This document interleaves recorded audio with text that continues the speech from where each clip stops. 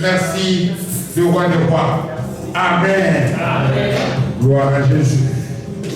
Merci, notre Dieu. Je vais ça encore un tout petit peu.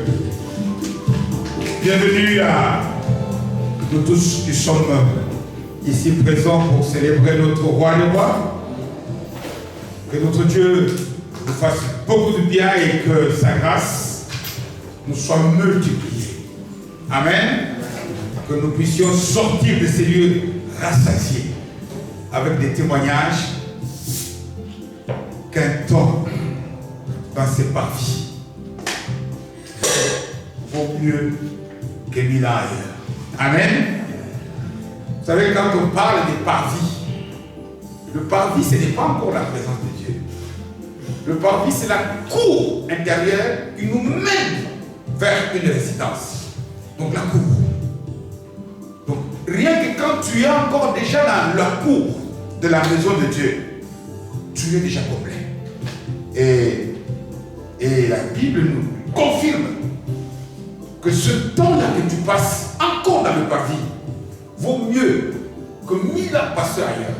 Passer à Majorque, passer dans je ne sais n'importe quelle île de rêve, être dans le parvis, être dans les environs de la présence de Dieu, vaut mieux que toute chose. Que Dieu vous bénisse.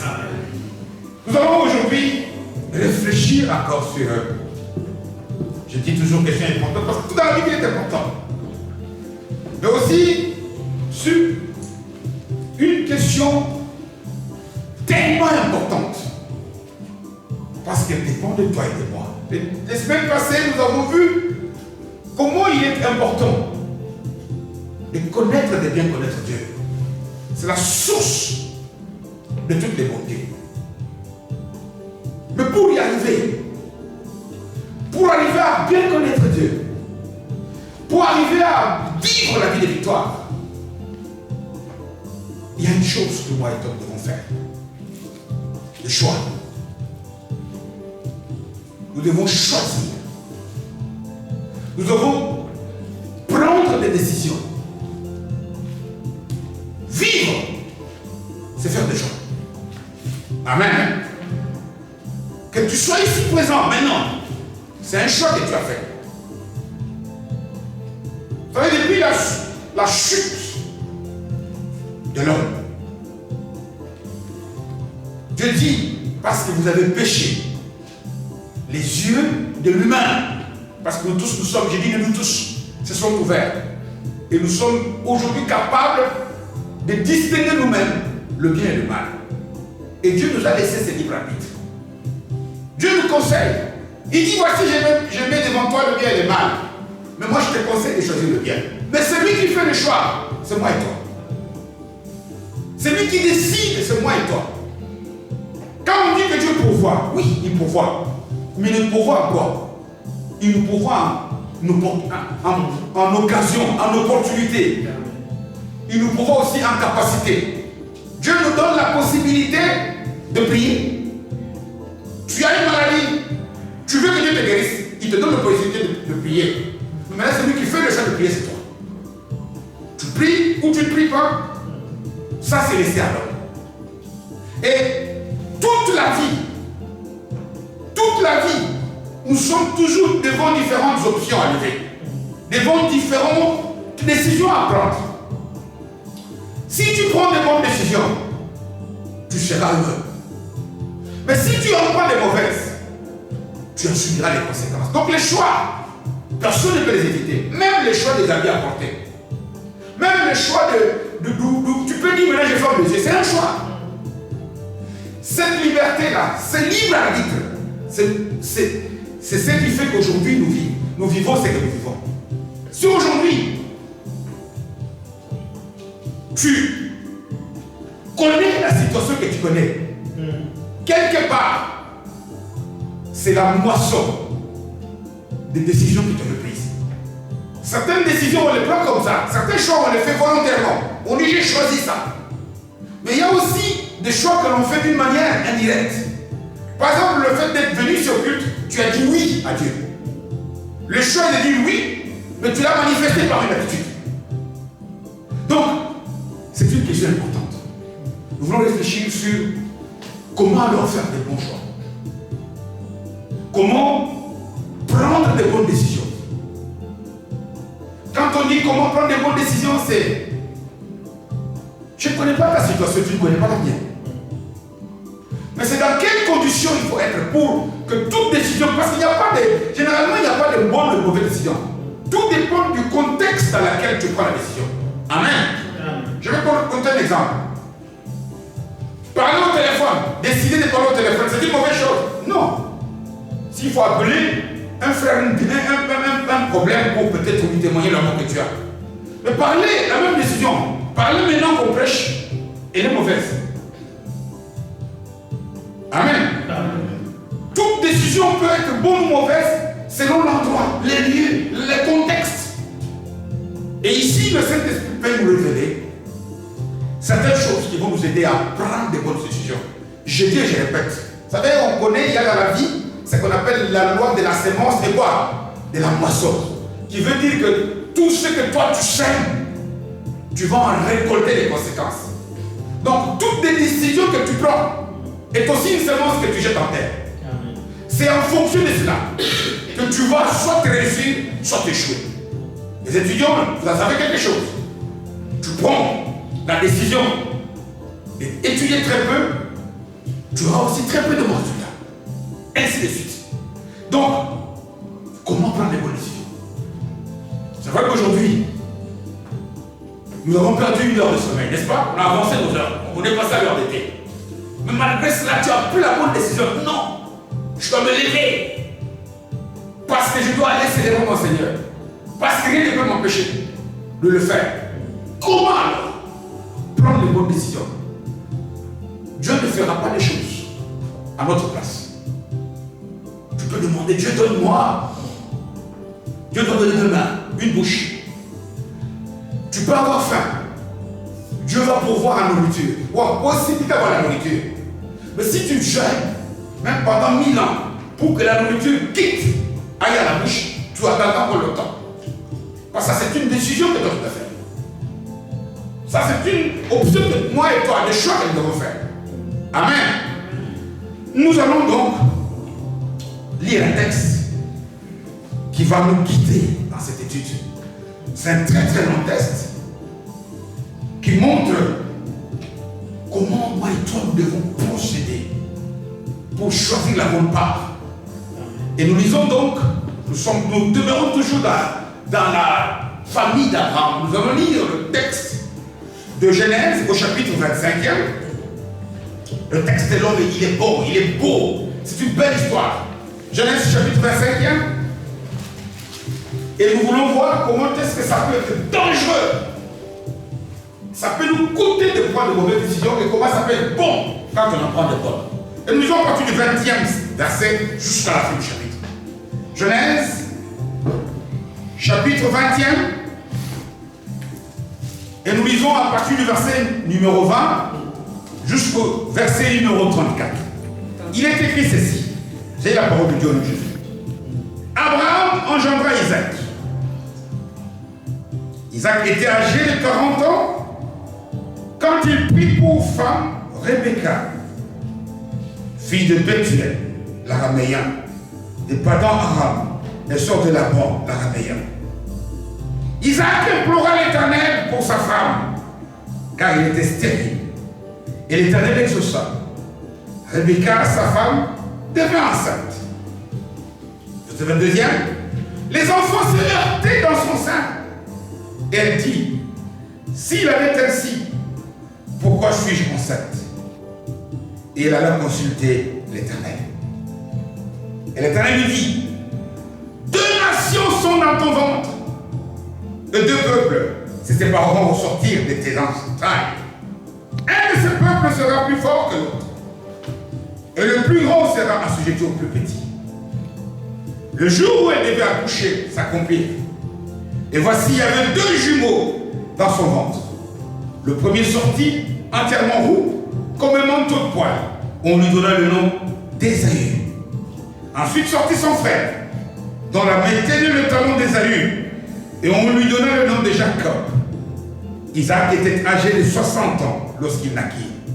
Il s'est marié à 40 ans, et ils ont eu leurs jumeaux 20 ans plus tard. Ses enfants grandirent. Ésaü devint un habile chasseur, un homme des champs. Mais Jacob fut un homme tranquille qui restait sur les tentes. Isaac il aimait qui? Ésaü, parce qu'il mangeait du gibier. Et Rebecca aimait Jacob, la mère. Comme Jacob faisait cuire un potage, Ésaü revint des champs, accablé de fatigue. Et Ésaü dit à Jacob, laisse-moi, je te prie, manger de ce roux-là, car je suis fatigué. C'est pour cela qu'on a donné à Ésaü le nom d'Édom.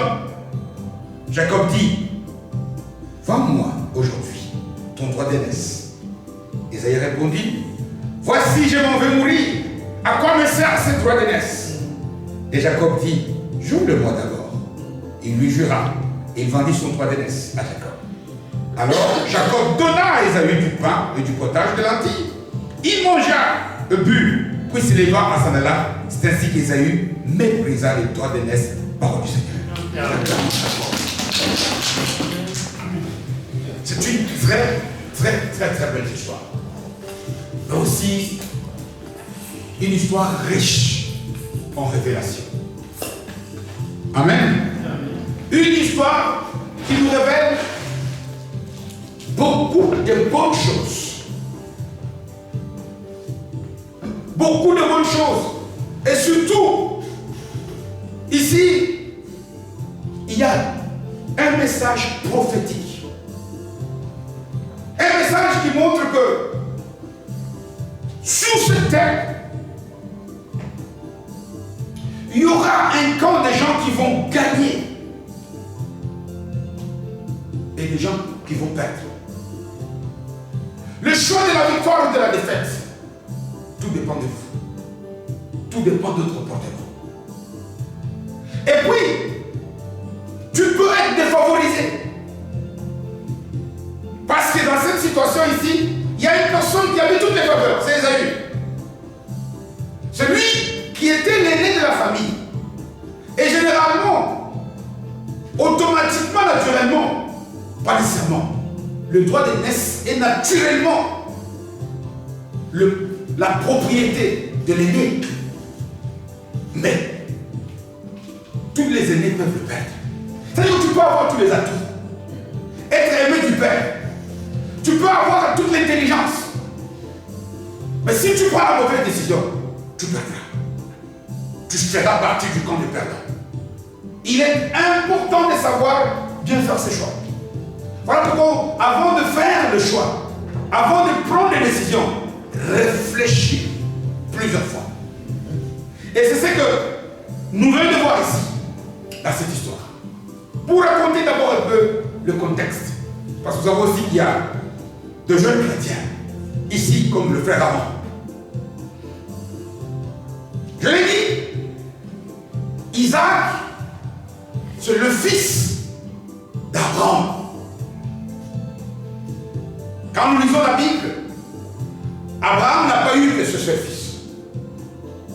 Parce que avant l'arrivée d'Isaac, on dit qu'il a eu, la Bible nous révèle qu'il a eu un enfant avec la servante de Sarah, Agar. La servante s'appelait Agar et le fils s'appelait Ismaël.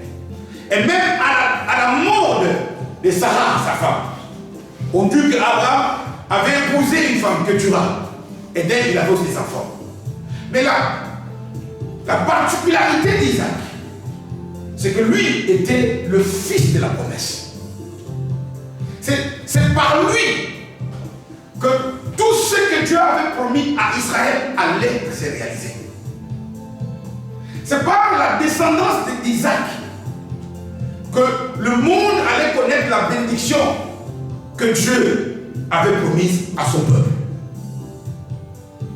Voilà pourquoi fais gaffe si toi tu es le feu de Dieu. Si toi tu es le choix de Dieu. Et c'est ce que la Bible nous dit ici, Isaac est le fils unique. Isaac est le fils de la promesse. Mais le texte commence par nous dire, il s'est marié comme tout le monde. Certainement que son papa lui avait dit, Dieu m'a béni.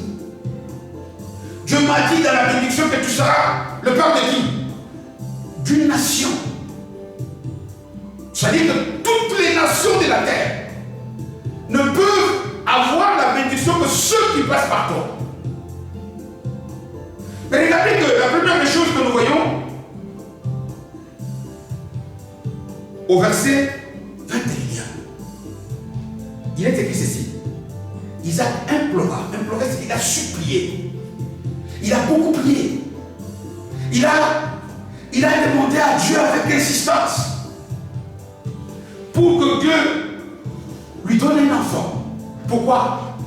Parce que sa femme était stérile. Stérile, ça voudrait dire qu'elle était dans l'impossibilité d'avoir un enfant.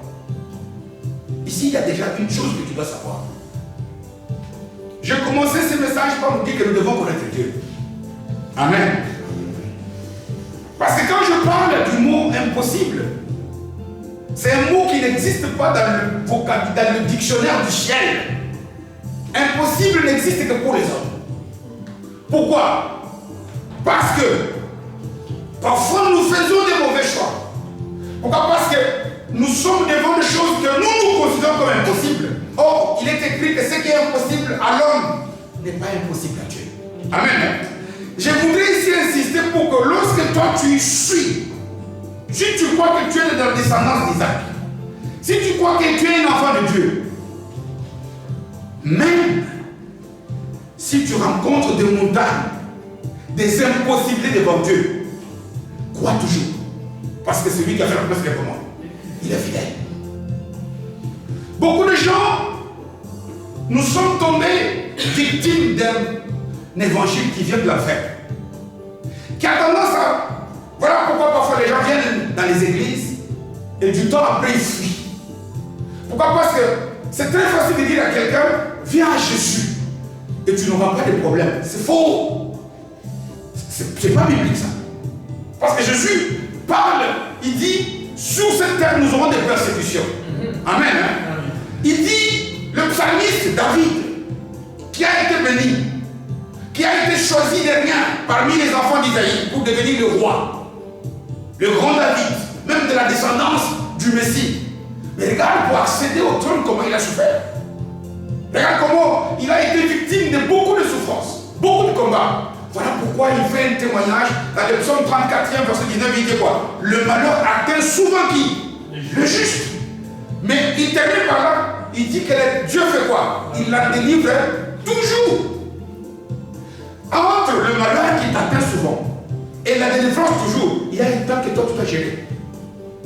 Tu dois savoir que si toi tu es un enfant de Dieu, le choix de ce temps-là, entre la souffrance qui va t'atteindre de temps en temps et la délivrance de Dieu, c'est toi qui dois gérer ces temps.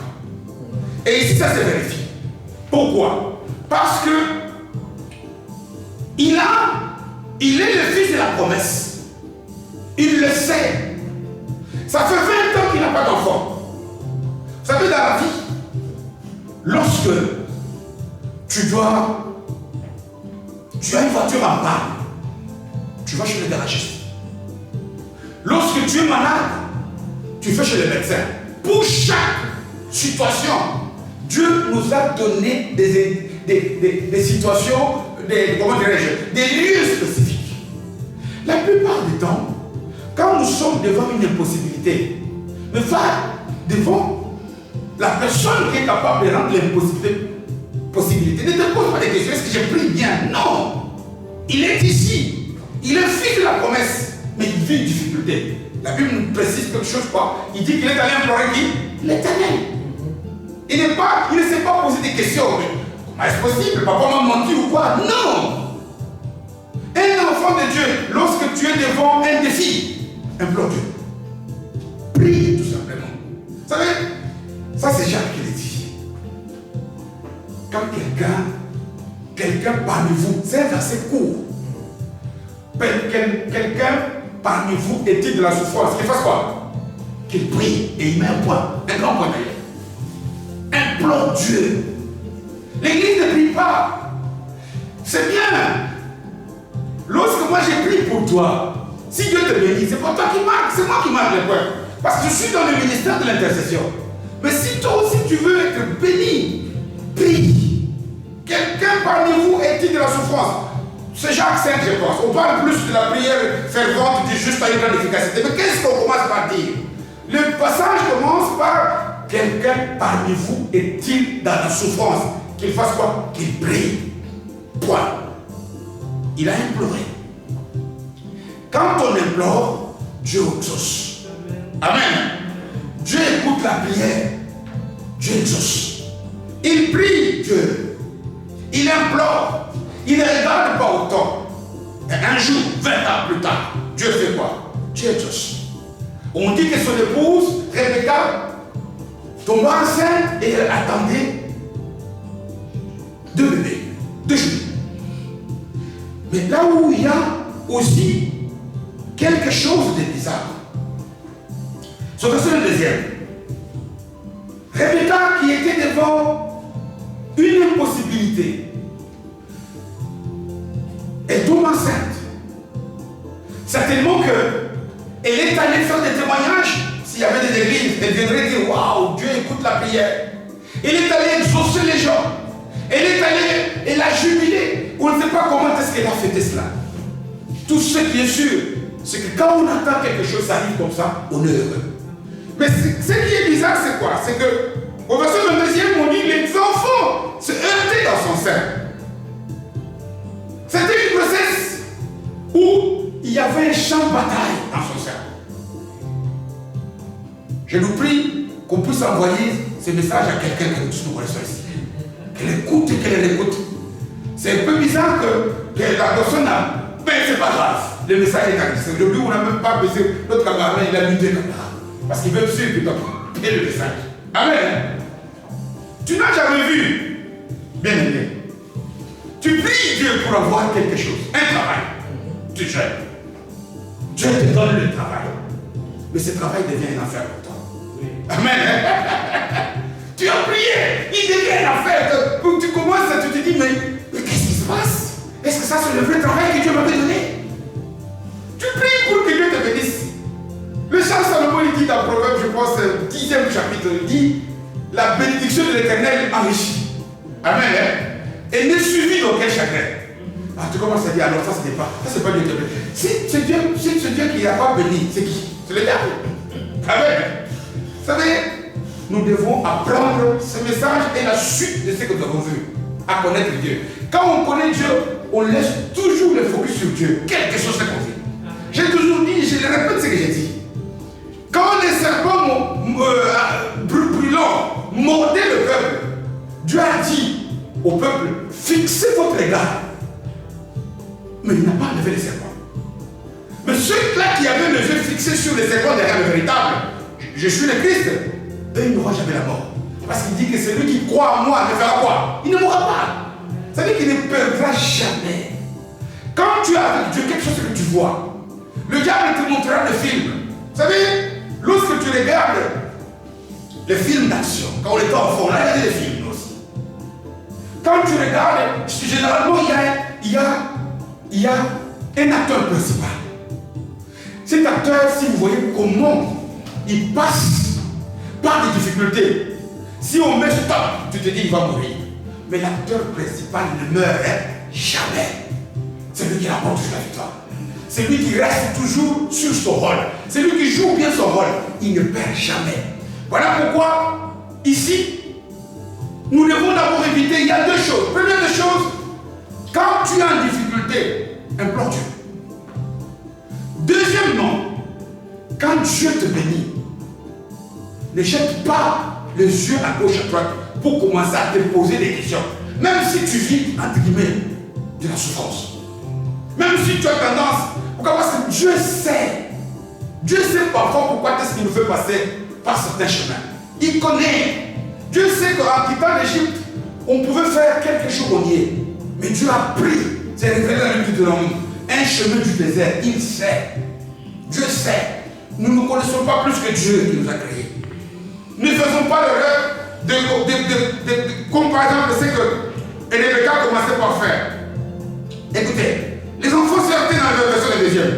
Et elle dit, s'il en était ainsi, pourquoi suis-je enceinte? Elle aurait voulu quoi? Elle aurait voulu quoi? Mais pourquoi est-ce que moi, vraiment, finalement, j'ai eu ce travail? Tu aurais voulu le chômage, je suis. Mais pourquoi est-ce que moi, je suis venu dans cette église? Tu aurais voulu quoi? Être païen. Des difficultés à l'église vaut mieux qu'être en dehors de l'église. Amen. Avoir un travail avec un collègue. Je ne sais pas si il y a certains de mes collègues qui suivent le message. Il y a un des collègues le plus difficile. Il a un caractère. Non, ce type, il est. Tu regardes comme ça, tu dis que ça, c'est le prototype, c'est la maquette du diable. Et il est tellement. Vous ne savez pas ce qu'il est. Il est tout. Il est méchant, naturellement comme ça. Même quand tu veux le faire du bien. Mais imaginez-vous que c'est avec ce monsieur-là que je dois travailler ensemble. Très souvent, on peut faire les choses de beaucoup de collègues. Dieu a voulu que moi je sois toujours à côté de ce monsieur-là. J'ai dit gloire à Dieu. Amen. Et je vous assure, ça n'est pas facile d'être à côté. Je n'ai pas envie parce qu'il y a certains collègues qui suivent le message. Et eux, s'ils suivent, ils vont la reconnaître. Comme Benoît Cholbot, par exemple, vous voyez, il suit. Et il sait de qui je parle. Il est méchant. Mais si tu gagnes, Dieu te lèvera toujours. Ne faisons pas, quand tu es devant la bénédiction que Dieu t'a donnée, quelle que soit la souffrance, ne murmure pas. Amen. Amen. Ne rentre pas dans les pensées. Tu sais, j'ai toujours dit, là où le diable nous propose une aide gratuite et spontanée, c'est lorsqu'il voit que nous sommes perdus. Amen. Là où dans les pensées, c'est quoi ça? Pourquoi? Fais confiance en Dieu. C'est lui qui a fait la promesse, il est fidèle. Il sait pourquoi. Amen. Il sait pourquoi. Pourquoi? Parce que, voilà pourquoi, tout d'un coup, le même Dieu, il dit, et là, après s'être posé des questions, et c'est la cape, la fin du verset, et il a consulté l'Éternel. Si tu vis des difficultés, rentre encore consulter. Amen. Lorsque je vais acheter un véhicule, ils m'ont montré que le véhicule a des bonnes, comment dirais-je, performances.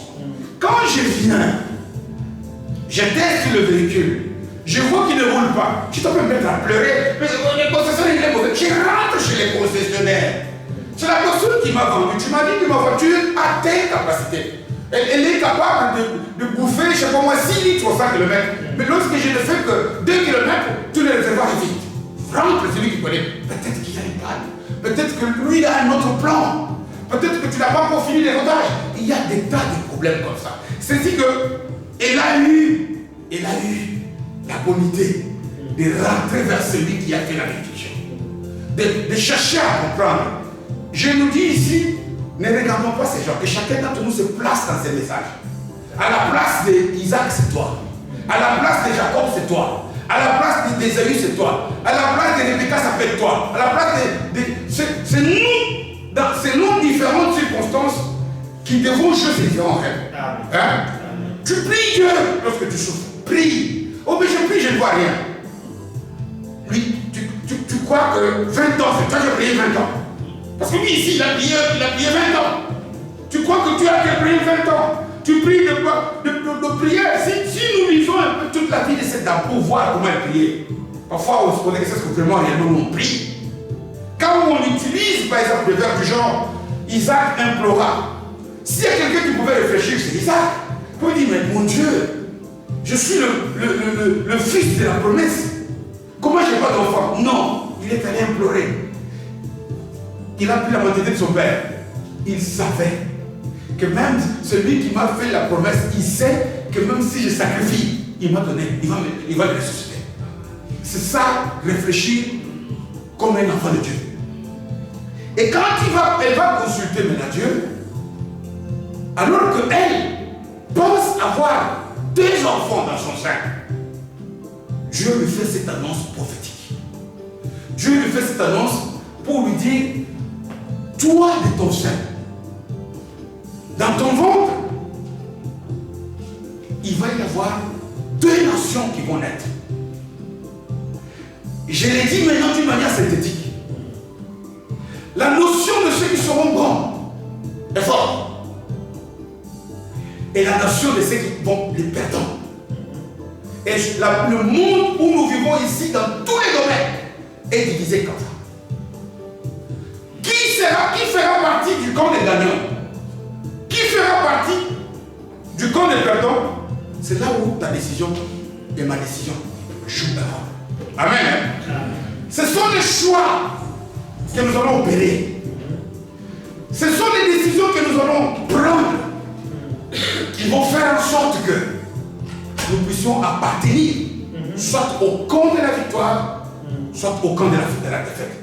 Ça, c'est laissé à nous. Les gens qui perdent, qu'ils examinent leur vie, qui regardent, ont-ils fait le choix d'Ésaü ou ont-ils fait le choix de qui? De Jacob. Le choix de Jacob. Tout le monde sait que Jacob, lorsque il avait lutté avec l'ange, Dieu l'avait baptisé en qui? Israël, n'est-ce pas? Et Israël a donné naissance à quoi? Aux 12 tribus. Et les 12 tribus, c'est ça qu'on appelle le peuple de Dieu. Le camp des gagnants, c'est le camp Jacob. Les gens qui font le choix de demeurer constamment dans la descendance de Jacob. Les choix des gens qui eux, font le mauvais choix, sont ceux-là qui suivent les Édomites, Édom et Ésaü. Ici, c'est ça la clé du message. Comment alors suivre les pas d'Ésaü? J'ai dit que la nature n'avait pas privilégié cet homme. Parce que parfois on abuse des gens, oh mais oui, mais lui, parce que d'abord, il chante bien parce qu'on lui a donné une belle voix. Non. Il y a des gens qui ont de belles voix qui chantent très mal. Amen. Et il y a des gens qui ont été privilégiés. Vous savez que dans une famille, le chef de famille, surtout à l'époque en Israël, le chef de famille c'est le père. Mais on dit bien que le père aimait Ésaü. Et c'est la mère qui aimait Jacob. On dit qu'il était le cadet, alors que le droit d'aînesse, parce que quand on parle du droit d'aînesse, par la grâce de Dieu un jour, sur des contextes, on verra des détails, tellement c'est important. Les droits d'aînesse, ce sont ces privilèges-là qu'on donne à une personne de pouvoir succéder lorsque le chef de famille va partir. Donc, toute la charge de la famille vont retomber sur lui et Dieu va lui donner alors de la provision pour subvenir à la famille. Les droits d'aînesse, c'est accompagné de beaucoup de responsabilités, mais aussi de beaucoup d'avantages. Et j'ai dit que quand on parle de droit d'aînesse, beaucoup de gens pensent que oui, c'est le fils aîné qui va l'avoir. Non, Salomon n'était pas le fils aîné, mais il est devenu, il a remplacé David.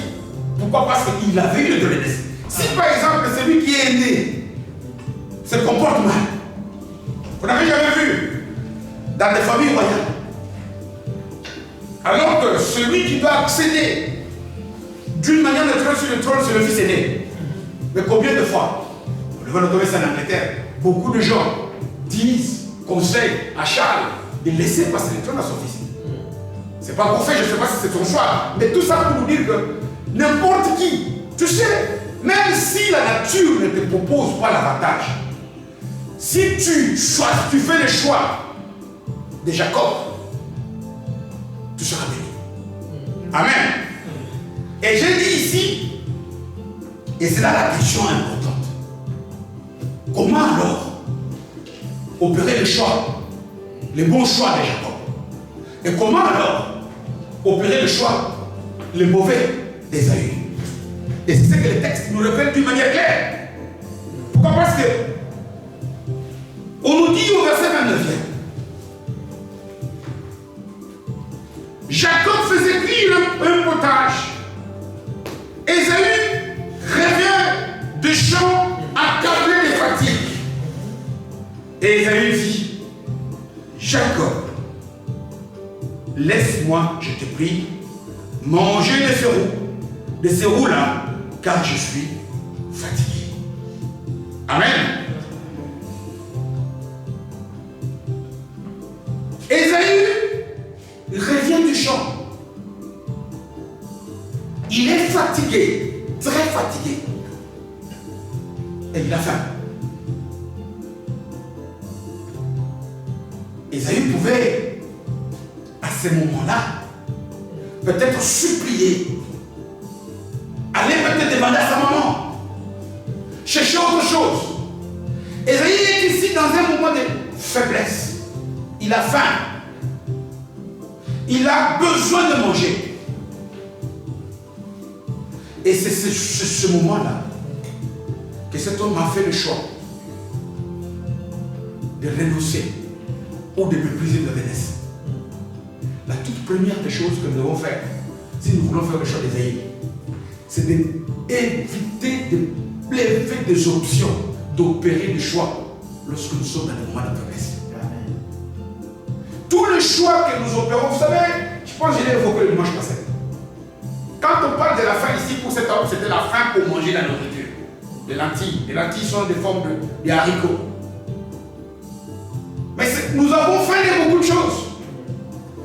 Nous voulons avoir beaucoup de choses dans la vie. Lorsque nous attendons à avoir des choses, et que ces choses-là sont tellement importantes pour nous, le diable peut le tromper facilement. C'est ce qu'il a fait. Lorsque il est écrit dans Matthieu, je pense, chapitre 4e, à partir verset 2e, 3e, on dit que Jésus avait jeûné pendant 40 jours et 40 nuits. Et tout de suite après, il vient et dit, oh, le diable est en bas. Qu'il était capable de lui fournir ce qu'il voulait. Amen. Attention à la période des disettes. Attention aux décisions que nous levons lorsque nous sommes dans la période des carences, des faiblesses. C'est ça les choix des aïeux. Attention, pourquoi? Parce qu'on dit que cet homme était, et qu'il avait faim. Non seulement il avait faim, mais il était aussi comment? Fatigué. La fatigue, c'est quoi? C'est un état d'épuisement du corps qui fait que lorsque le corps est fatigué, alors notre réflexion va en berne. C'est que quelqu'un qui est fatigué, tu veux me dire, laisse-moi, il va répondre sans réfléchir parce qu'il veut avoir la paix. Tout ce qu'il désire, c'est le repos. Alors que les gens tels que le Seigneur lui-même, on lui dit, c'était quoi encore que j'ai l'exemple venu, non mais même le cas du roi, pardon, le roi, le prophète Élie. Le prophète Élie dans un roi, chapitre 19e. Il vient de faire un exploit. Il a tué les prophètes de Baal. Maintenant, il a peur des conséquences de Jézabel et d'Akab, son mari. Il prend la fuite et il était fatigué. Finalement, quand il a pris la mauvaise décision pendant le temps de fatigue, c'était quoi? Tue-moi. Il dit à Dieu, tue-moi. Il a oublié tous les exploits que Dieu est capable de faire. Il a oublié de dire à Dieu, Dieu, tu es capable de faire en sorte que je renverse cette table. Attention, bien-aimé. Attention, Jésus lui-même, je pense que je voulais dire aussi, il était fatigué du voyage. Jean chapitre 4e, verset 17e, je pense. On nous dit le jour où il a rencontré la femme samaritaine, on lui dit qu'il est allé fatigué du voyage, il est allé s'asseoir pour se reposer les mois de l'eau. Ne prends pas de grandes décisions lorsque tu as faim et fatigué. Et je parle ici plus de la faim et de la fatigue spirituelle. Amen. Je parle ici plus de la faim. Tu peux avoir, tu sais, prier. Tu as l'impression que Dieu n'agit pas. Et tu prends une décision. Le diable va t'aider. Amen. Pourquoi? Parce que ici, c'est bien écrit que cet homme, regarde que quand quelqu'un est dans une situation de faiblesse comme ça, lorsqu'il est un mauvais gérant d'état de faiblesse, regarde même comment est-ce qu'il est incapable d'être patient. Il exagère dans ses décisions. Parce qu'il dit à son frère, donne-moi une soupe. Père, ça c'est quelqu'un. Ça c'est un. Et puis de deux, montre-moi dans ce monde ici Même le grand monsieur qui fait du théâtre au Congo là, est-ce que la faim d'un jour peut te tuer? Il dit donne-moi ce truc, sinon je vais mourir. Tu sais, tu auras l'impression que lorsque tu veux faire les chants d'Ésaü, il y a de l'exagération. Tu vas voir, tu peux être venu dans notre assemblée ici plusieurs fois. Il y a quelque chose que toi tu attends. Tu ne la vois pas. Et c'est à ce moment-là que toi tu choisis, tu prends une décision, tu fais les choses d'Ésaü. Oh, tu vas commencer à exagérer. Quelqu'un t'a taquiné, c'est le frère Jean-Marie qui t'a taquiné. Oh non, pourquoi moi les mondes ne m'aiment pas? C'est pas les mondes. Dis tel frère ou telle soeur m'a fait ça. Tu commences à généraliser. Tu commences à extrapoler. Pourquoi est-ce que moi c'est toujours comme moi? C'est toujours moi. Tu es en train de montrer ta frustration. Pourquoi? Parce que la Bible nous dit une des manifestations du fruit du Saint-Esprit en nous, c'est la maîtrise de soi. Amen. Lorsque tu as prié, lorsque Dieu t'a béni, lorsque même la bénédiction n'arrive pas, ou lorsqu'elle arrive avec des problèmes, fais comme Rebecca, va au garage. Amen. Va chez lui pour lui poser des questions. Cherche le repos.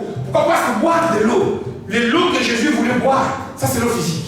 Mais ici nous sommes aussi en train de parler de l'eau spirituelle. Amen. Rentre dans ta communion de cet esprit. Cet esprit, il va te donner de la force, qu'on appelle de l'onction. Voilà pourquoi d'ailleurs lorsque le roi et le prophète Élie étaient fatigués, on lui donna un gâteau et l'ange de l'Éternel lui dit, lève-toi, le chemin est encore long. Amen. Il a commencé même à exagérer pour dire, oh moi j'ai combattu pour toi, oh j'ai fait. C'est là que Dieu lui a dit qu'il avait encore. Hein? Vous voyez le pronom, comment on dit, les sobriquets que le chantre, pasteur, musicien chrétien, Moïse dit, on l'appelle comment? La réserve de l'Éternel. Quand Dieu lui dit, non, ne crois pas que tu étais seul. J'ai encore réservé, en réserve, beaucoup d'autres que toi tu ne connais pas. Amen. Pendant que toi tu fais des choses pour Dieu, que tu crois que tu es seul, Dieu ne manque jamais de fruits. Il y en a toujours. Attention, bien-aimé, à faire de choix lorsque nous sommes dans du temps de faiblesse. Ici, on a besoin de faire comme Jésus, d'avoir du repos, d'apprendre un temps de retraite, de prendre un temps de communion avec le Saint-Esprit. Regardez que cet homme, il est arrivé à exagérer. Pourquoi? Parce qu'il dit que je veux mourir. Pourquoi? Parce que pour lui, la faim qu'il avait d'un jour allait le tuer. Le fait qu'il lui manque ce qui lui manque d'aller mourir, il a commencé à faire aussi que nous devons éviter une mauvaise évaluation de ses besoins. Il y a des gens parfois, quand Dieu nous donne, il nous donne toujours la part bonne, la part juste. Une personne qui est fatiguée va commencer à surdimensionner ce qu'il cherche. Vous voyez ici, lui pense que s'il n'a pas ce qu'il cherche pour le moment, c'est la mort qu'il attend. Pour lui, ce qu'il attend est tellement important qu'à ce moment-là, il minimise même ce qui était le plus important, l'étoile de Messie. Pourquoi? Prendre la décision d'Ésaü, c'est surtout privilégier le présent que l'avenir. Beaucoup de gens échouent parce que nous prenons nos décisions non seulement dans le moment de faiblesse, mais en regardant nos circonstances actuelles. Un bon gérant, les gens qui savent gérer, ce que je te fais là, il peut le conseiller après son métier. C'est celui qui recherche, qui peut même sacrifier le présent pour investir, mais pour avoir des grands camps, avoir des grands à l'avenir. Les droits d'aînesse ne donnent pas les avantages immédiats. Le droit d'aînesse ne te donne des avantages que lorsque tu vas succéder au chef de la famille. Mais combien de fois nous sacrifions l'avenir parce que nous voulons privilégier le présent? Attention. Attention ici, je nous conseille à nous tous de pouvoir Restez attentif. Moi, je dis que Dieu ne va pas décider à notre place. Dieu dit, voici, je mets devant toi le bien et le mal, la vie et la mort. Il te conseille. Mais moi, je te conseille de choisir le bien. Mais pour choisir le bien, évite ces choses qu'on retrouve dans la vie. Dans la vie des élus. De chercher à faire le choix lorsqu'il était dans le temps de faiblesse, et temps de fatigue, lorsqu'il était incapable de bien réfléchir, lorsqu'il avait attendu et qu'il n'a pas eu, lorsqu'il a cherché ce qu'il voulait et n'a pas eu. Là, le diable va te mettre du poison. Mais aussi, il va te pousser à exagérer et il va te pousser surtout à privilégier le présent et l'avenir. Le bon choix, le choix de Jacob, le choix de Dieu, c'est de voir, ah, ça c'est l'opportunité que Dieu me donne pour que je puisse avoir ce que moi je ne peux pas avoir. La plupart des gens accusent Jacob de dire que quelque part il était un roublard, il a manipulé. Non, il lui a proposé, c'était son grand frère. L'autre pouvait dire non. Il a vu que cette personne maintenant il est fragile. Je vais chercher à avoir d'elle ce que moi je n'ai pas. Il lui a dit, donne-moi alors ton droit d'aînesse. Parce qu'il savait que dans ces instants-là, il était très faible. Dans ces instants-là, il était incapable de prendre la bonne décision. Voilà même la raison pour laquelle il lui dit, avant que je te donne à manger, jure. Jurer, c'est comme aujourd'hui, on dirait même caché ici. Donne-moi toutes les preuves pour pas que tu puisses revendiquer plus tard. C'était là qu'est parti tous les avantages. C'était là que lorsque, avant la mort de leur père Isaac, il bénira. C'est une autre histoire. Mais tout ça vient de la logique. Voilà pourquoi c'est lui qui a reçu la bénédiction du Père. Et de lui sont nés les 12 tribus qui ont donné naissance à ce peuple des gagnants. À ce peuple de ceux qui font partie, ceux qui... Vous savez, la fois de Dieu, quand je dis gagnant, ça ne veut pas dire que tu ne vas pas avoir une difficulté. Je l'ai dit ici. Un gagnant, c'est celui qui est devant les difficultés, mais qui aura la victoire. C'est pas celui qui n'aura pas, c'est celui qui est devant les défis. Il les gère bien, il aura la victoire. Faire le choix de Jacob, c'est être capable de bien discerner la bonne fenêtre que Dieu me donne pour opérer un choix, prendre une décision qui va me placer dans le cas de gagnant. Amen. Amen. Ici, j'aimerais, pour clôturer ici, que moi et toi nous puissions retenir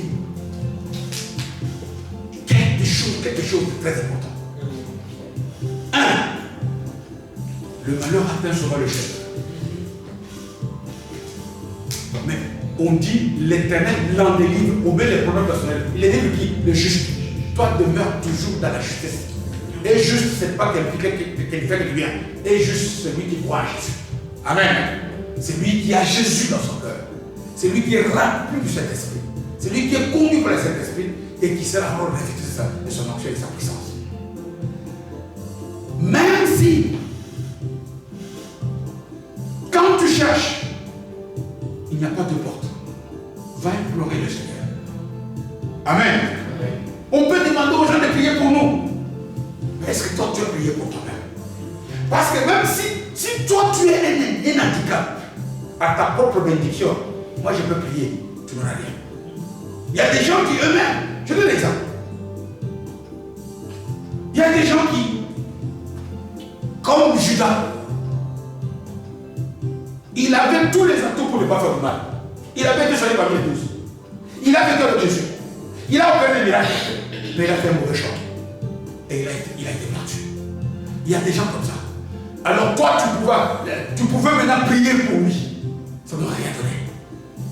Parce que le choix qu'il avait opéré de trahir le maître était déjà un mauvais choix. Voilà pourquoi Jésus leur dit malheur à celui par qui le fait de me livrer va venir. Attention, n'opère pas des choix dans des moments où tu es faible, où tu es fatigué, et où tu as la faim d'avoir des choses. Et lorsqu'on parle ici, aussi, je l'ai dit, c'est très important du fait d'attendre de donner naissance.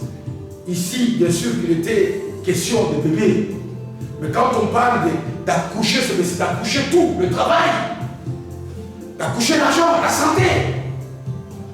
La même démarche s'impose. Amen.